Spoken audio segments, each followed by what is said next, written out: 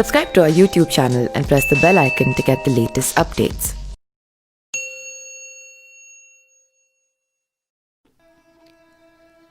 भगवान श्री राम के जीवन पर आधारित रामायण हिंदू धर्म का पवित्र महान ग्रंथ है।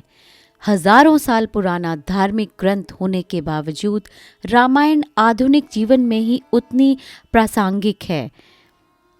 रामायण से हमें वचन का महत्व, बाप बेटे के मार्मिक संबंध, भाइयों के प्रेम, पति पत्नी के कर्तव्य, जाति पाति और राज्य धर्म से ऊपर मित्रता के बारे में जानने का मौका मिलता है। रामायण के किष्किंधा कांड में भगवान श्री राम और सुग्रीव की मित्रता के बारे में बताया गया है। जब सुग्रीव में भगवान राम के समक्ष अपनी व्यथा बताई तो भगवान राम ने सुग्रीव को उनके दुख हरण का वचन दिया। इसके बाद भगवान राम ने सुग्रीव के भाई बाली का वध करके सुग्रीव को किष्किंधा का राजा बनाया। इसके बाद सुग्रीव ने भी मित्रता निभाते हुए भगवान श्री राम के लिए वानर सेना का गठन किया। हालांकि बहुत लोगों के मन में प्रश्न आता है कि बलशाली बाली के बजाय श्री राम ने कमजोर और प्रताड़ित सुग्रीव को हाथ क्यों थामा? दरअसल सुग्रीव से मित्रता करने के लिए सबसे पहले भगवान श्री राम को कबंध नाम के राक्षस ने कहा था। इस अजीबोगरीब राक्षस का सिर, धड़, मुख, कोई भी अंग सही स्थान पर नहीं था। इस राक्षस का मुख पेट के स्थान पर और दिमाग और एक आंख सीने पर थे। कबंध राक्षस असल में पिछले जन्म में ऋषि पुत्र था, लेकिन एक ऋषि के श्राप के कारण वह अजीबोगरीब राक्षस बन गया था। जब भगवान श्री राम ने कबंध राक्षस को अग्नि के हवाले किया तो वह श्राप से मुक्त हो गया। अपनी मुक्ति से प्रसन्न होकर कबंध राक्षस ने श्री राम से वहां आने का कारण पूछा।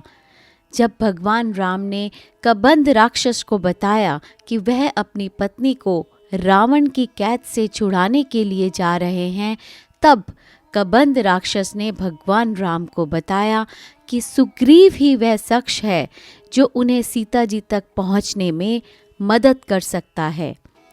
आपको सुग्रीव की मदद लेनी चाहिए। कबंध राक्षस ने भगवान श्री राम से कहा कि इस लोक में 6 युक्तियां हैं जिससे राजा सब कुछ प्राप्त कर सकता है: संधि, विग्रह, यान, आसन, द्विवेदी भाव और समाशय। जो मनुष्य दुर्दशा से ग्रस्त होता है वह किसी दूसरे दुर्दशाग्रस्त व्यक्ति की ही सेवा या सहायता प्राप्त करता है। यह नीति है। भगवान, आप भी दुर्दशा के शिकार हो रहे हैं, इसलिए हे रघुनंदन, आप अवश्य ही उस पुरुष को अपना मित्र बनाइए जो आपकी भांति ही दुर्दशा का शिकार है। इस प्रकार आप समाशय नीति को अपनाएं, क्योंकि बहुत सोचने पर भी ऐसा किए बिना आपकी सफलता मैं नहीं देखता हूँ। इसके बाद कबंध राक्षस ने भगवान श्री राम को सुग्रीव के साथ हुए अत्याचार से अवगत कराया।